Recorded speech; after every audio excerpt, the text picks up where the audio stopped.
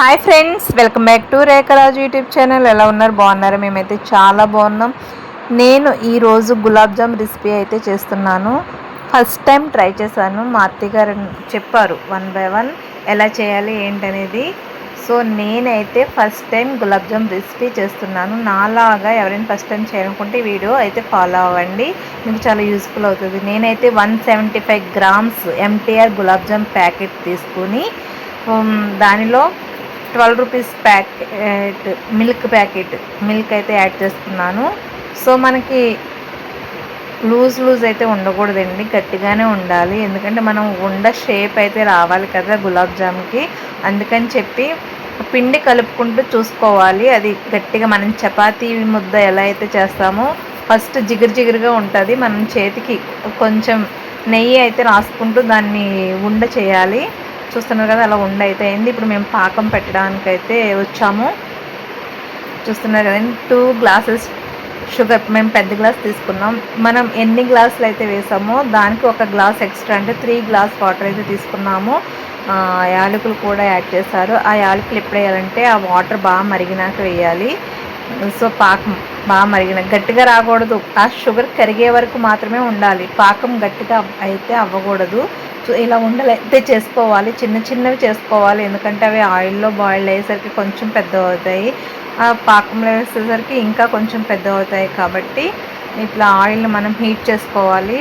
అది కొంచెం బాగా హీట్ అయినాక ఎన్ని కౌంట్ ఎంత అయితే పడతాయో అంతవరకు వేసుకోవాలి. ఎక్కువ వేసుకున్నా మనకి పాసిబుల్ కాదు అది తిప్పుకోవడానికి. ఎందుకంటే సిమ్లో పెట్టుకుని చేయాలి ఇదంతా.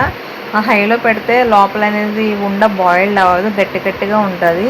చూస్తున్నారు కదండి, మొత్తం మేమైతే 10 కౌంట్ చేసుకుంటూ వేసాము. అలా 70 అయితే వచ్చాయి ఉండలు, చిన్నవి.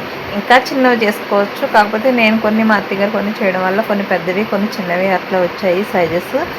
సో వీడియోలో అయితే మీకు క్లారిటీ కనిపిస్తుంది కదండి.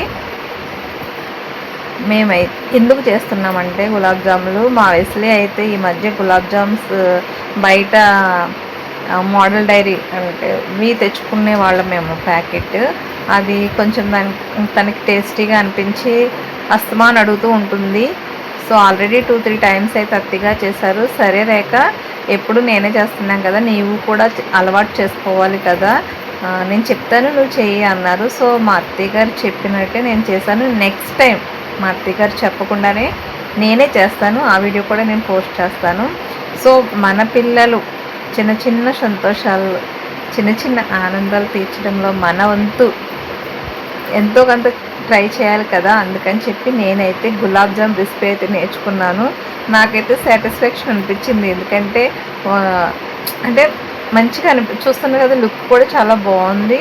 అట్లా రెడ్డిష్గా బాయిల్డ్ అవ్వాలి, తెల్లగా ఉన్న వాటిని అప్పుడే తీయకూడదు.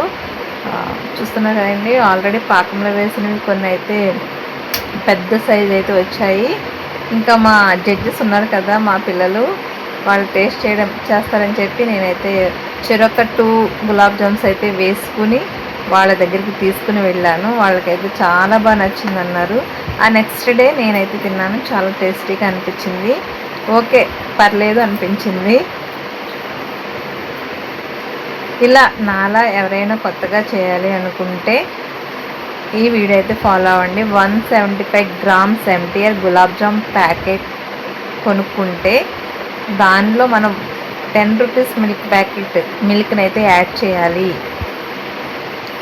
యాడ్ చేసిన దాన్ని చపాతీ ఉండలా అయ్యే వరకు మనం దాన్ని మొత్తం కలపాలి. దాన్ని పక్కన పెట్టుకుని పాకం ప్రిపేర్ చేసుకోవాలి. అలా ప్రిపేర్ చేసుకున్నాక మనం రెడీ పెట్టుకున్న ఉండల్ని తీసుకుని వెళ్ళి ఆయిల్ బాయిల్ చేసుకున్నాక